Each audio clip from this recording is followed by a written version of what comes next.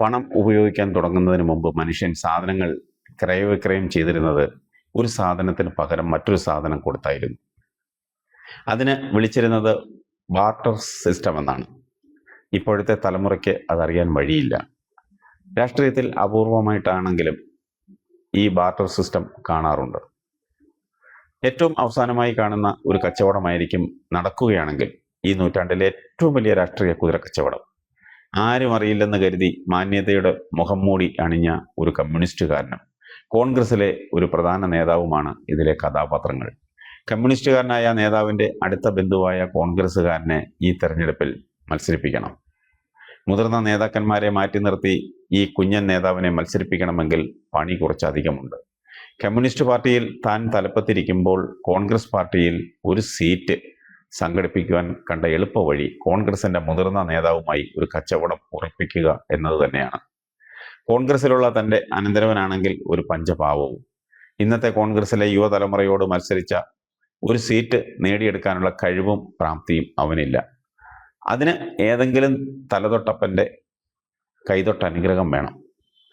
കൊച്ചാപ്പൻ ഇങ്ങനെ ആലോചിച്ചിരിക്കുമ്പോഴാണ് കോൺഗ്രസിലെ ഒരു മുതിർന്ന നേതാവിനെ താൻ മത്സരിക്കുന്ന മണ്ഡലത്തിൽ തനിക്ക് മത്സരിക്കാൻ പാകമുള്ള ഒരു എതിർ സ്ഥാനാർത്ഥിയെ അന്വേഷിക്കുന്ന വിവരം അറിഞ്ഞത്. രാഷ്ട്രീയത്തിൽ സ്ഥിരമായ ശത്രുക്കളും മിത്രവും ഇല്ലാത്തതുകൊണ്ട് കൊച്ചാപ്പൻ കോൺഗ്രസ് നേതാവിന് കൈകൊടുത്തു. കേരളത്തിൽ വെച്ച് കിട്ടാവുന്നതിൽ ഏറ്റവും മോശം സ്ഥാനാർത്ഥിയെ കോൺഗ്രസ് നേതാവിനെതിരെ നിർത്തിത്തരാം. പകരം കൊച്ചനന്തരവനെ ജില്ലയിലെ തന്നെ ഒരു കോൺഗ്രസ് സീറ്റ് നൽകി കനിഞ്ഞ് അനുഗ്രഹിക്കണം.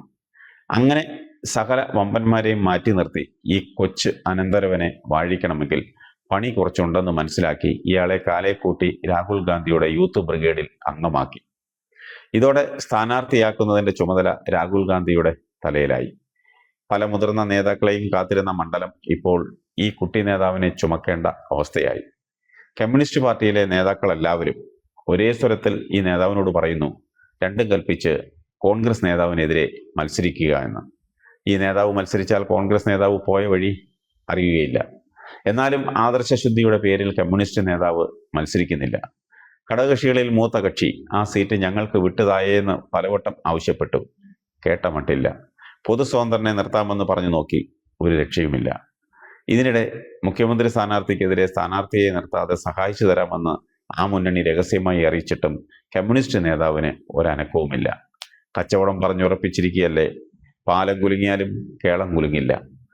കോൺഗ്രസ് നേതാവാണെങ്കിൽ മുഖ്യമന്ത്രിയാകാൻ തയ്യാറെടുത്ത് താറുടുത്ത് നിൽക്കുകയും ചെയ്യുന്നു.